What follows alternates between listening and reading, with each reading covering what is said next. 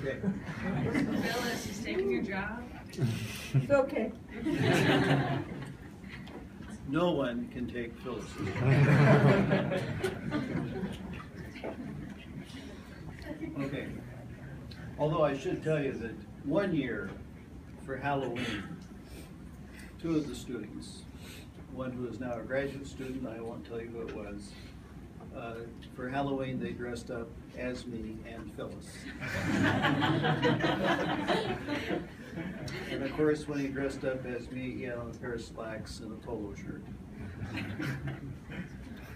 Okay. We talked about globular formation of dentin. So that's what we see right here. We see some globules of dentin being formed. Well, this will result in some structures that we can see in the dentin after it's laid down.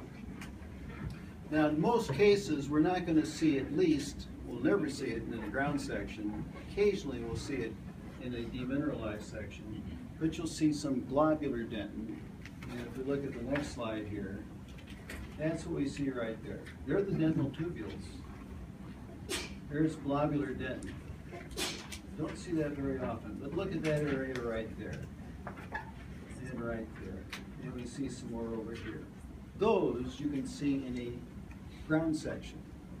And that is interglobular dentin. And in the ground section, they really stand out. Globular dentin we see in a demineralized section are a little bit more subdued. This is an interference micrograph, and you can see some of the globular dentin here. But if we look at just a regular ground section of dentin and look out in the coronal circumpulpal dentin out here below the mantle dentin, we see these holly leaf shaped structures. That's the interglobular dentin. And they look like little holly leaves. They have sharp little points on them. And it is thought that these are areas that are not quite as highly mineralized. And so if we look at that one right there, we can see it's kind of dished out. Well, you had globular dentin there. There's the interglobular dentin. And then it's dished out kind of there. That's where the globular dentin would be. But what we identify here is the interglobular dentin. And normally that's found in the circumpulpal dentin in the crown, occasionally down in the root. So here are the dental tubules. This is interglobular dentin. There's interglobular dentin right there. That's where the globular dentin would be. So generally speaking, in a demineralized section, we're not going to identify interglobular dentin, normally just in a ground section. Occasionally we can see the globular dentin. And bear in mind, this is just the way that that dentin was laid down as it was being synthesized. Okay, want to try that focus there again? That's good. Well, now we're down in the root, and this is a ground section. And there's an area that we can see down here as well. And so this would be the root mantle dentin that we see right there. And this is the cementum that we'll be coming to in a couple of weeks. These are dental tubules. But right there, that kind of sandy layer we see right there, that is the granular layer of tomes, or simply tomes granular layer. And it's always found only in the root in a ground section. You don't see these in a demineralized section. And it's only down there in the root, right underneath the cementum. It is thought that this is the result of the twisted terminal ends of the dental tubules out near the cementum. They become entrapped with air, perhaps, or something like that during the processing, and it shows up as this kind of sandy layer or tomes granular layer. So we see that right along there, and then right next to that is a layer that is actually part of the cementum, and that would be the hyaline layer right there, right next to the tomes granular layer. So that's the hyaline layer of Hopewell-Smith, and that's actually part of the cementum, or at least it's thought to be part of the cementum. Okay, so we've got those layers. And over on the next slide here, this shows essentially the same thing. You've got enamel, you have the cementum overlapping the enamel right there, and there's Tome's granular layer. And we see, there we go. And there's the interglobular dentin right there, and right there. And it's kind of odd that we don't see that up in the coronal circumpulpal dentin, but down here in the root. So most of the textbooks are going to tell you that that interglobular dentin is found in the coronal circumpulpal dentin, but yet we see it sometimes in the root. But for the national boards or any sort of standardized test, write down that it's in the coronal circumpulpal dentin. That's kind of the dogma of dental histology. Okay, so we've got the interglobular dentin, and that takes us to the different types of dentin that we can see on the slide.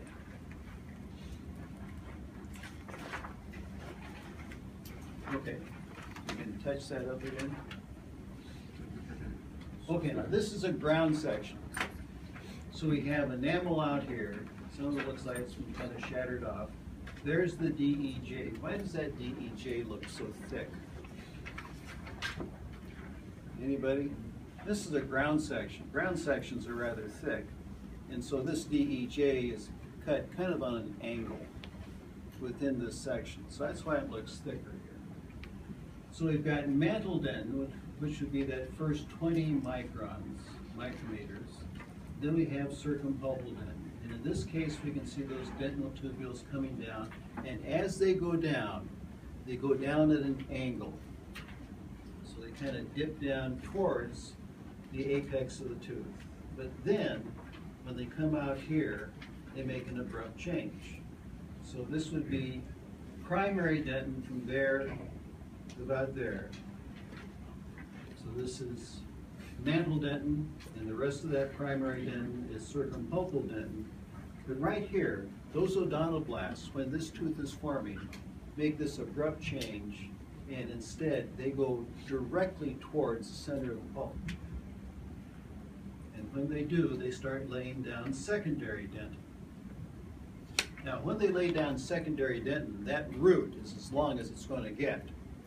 And so these things are starting to narrow that pulp cavity. So those odontoblasts on all sides are going more or less at right angles to the surface, inner surface of the pulp cavity. And when they do that, they're laying down secondary dentin, sometimes called regular dentin. And if you have a slide that shows these dentinal tubules like we see here, this is a very easy thing to find. Can't see it quite so well on the demineralized sections. So we've got primary dentin, and then we have secondary dentin, right, where it makes that abrupt change. And sometimes you can see, you can barely make it out right there, where it makes that change, sometimes there's kind of an optical event that occurs. It's called the line of demarcation. And all that is this line that sometimes appears right along that border between the primary dentin and the secondary dentin. And normally you'd see that only in a ground section. That's all it is, the line of demarcation. Kind of get a hint of that right there. Okay, so we have primary dentin and secondary dentin, and then we have something called tertiary dentin. And if you could touch that up just a bit again, please. So here we have circumpulpal dentin and then secondary dentin. Then what's happening out here? Well, anytime there's any sort of damage or trauma to the enamel or to the dentin, those dentinal tubules, with your odontoblastic process, may react to that and send some sort of message down to the odontoblast. Those odontoblasts are going to be there throughout your lifetime. And if there's any sort of interruption going on with that dentinal tubule, those odontoblasts get busy and they start laying down tertiary dentin, otherwise known as reparative dentin or irregular dentin. And sometimes you can see that on the interior surface right next to the secondary dentin. So we see it right there. And the way that you can tell is that the dentinal tubules in that reparative dentin kind of go kind of corkscrew. They don't really go in a regular fashion. They kind of twist around. They look irregular. Hence the name irregular dentin. In most cases, this is called tertiary or reparative dentin. So if we look at the next slide here, and if you can touch that, focus up again. Here's primary dentin, and then we make that kind of abrupt change in direction. There's secondary dentin. But here we can see kind of weird looking dentinal tubules. That is the tertiary dentin. In fact, we've got tertiary dentin all along that line and probably even down further. So what's happened in this tooth is there's been some sort of trauma, maybe a carious lesion, maybe some sort of restoration or something like that, something that's affected those dentinal tubules, then affected the odontoblasts, and they start laying down tertiary dentin. And we'll see that in the laboratory. We've got a couple of different demonstrations we'll put up showing the tertiary or reparative dentin. So there are dentinal tubules right there. And why do we see those dentinal tubules like that? And if we can touch that focus up a little bit, yeah. So here we have enamel, and there we have a little attrition. And that's affected those dentinal tubules. We've got some tertiary dentin that's been laid down right there. You can see the primary and then a little bit of secondary dentin. In these ground sections, if there's been some sort of interruption of those dentinal tubules, they sometimes will start to get debris within them. Maybe it's bacteria marching down towards the pulp, or they can entrap air, so that odontoblastic process is pulled back. Those odontoblastic processes, by the way, probably do not go all the way out to the DEJ. They probably go into the secondary dentin and not a whole lot farther. But at any rate, those dentinal tubules can become trapped with some air after the processing, or perhaps some organic debris. And when they do, in a ground section, when they appear dark like that, they're called dead tracks. Dead tracks would be a favorite question on any sort of standardized test, as well as the lines of Von Ebner and lines of Owen and the other lines we're going to be talking about. But for some reason, dead tracks always sticks in one's mind and oftentimes shows up on national board questions. So we see those dead tracks, and sometimes with a favorable section, you can actually follow it down from where we had some sort of trauma right there. There are the dead tracks, and lo and behold, we have some tertiary dentin right there. And more up here and there, perhaps dried up pulp down there. So if you have some sort of restoration or trauma, oftentimes you'll see dead tracks leading from that. And from time to time, those dead tracks will lead you right down to some tertiary dentin. Not always, but sometimes. So we see a number of dead tracks right there.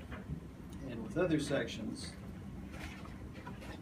you can actually see them individually. So there's enamel, there's the DEJ, and we can see dead tracks going all the way down. So individual dead tracks. And we can see that sometimes they just stop. So dead tracks we'll see, and sometimes they are so numerous you really can't see the interglobular dentin that might be in that area. So enamel, dentin, and there's the mantle dentin. We've got circumpulpal dentin. We don't see the secondary dentin. And there's this cementum right there, just abutting the enamel. Okay, now innervation, we looked at that one slide. So we've got those nerve endings in the dentin and the inner portion of the secondary dentin. And those nerves are going to go through and in between, actually,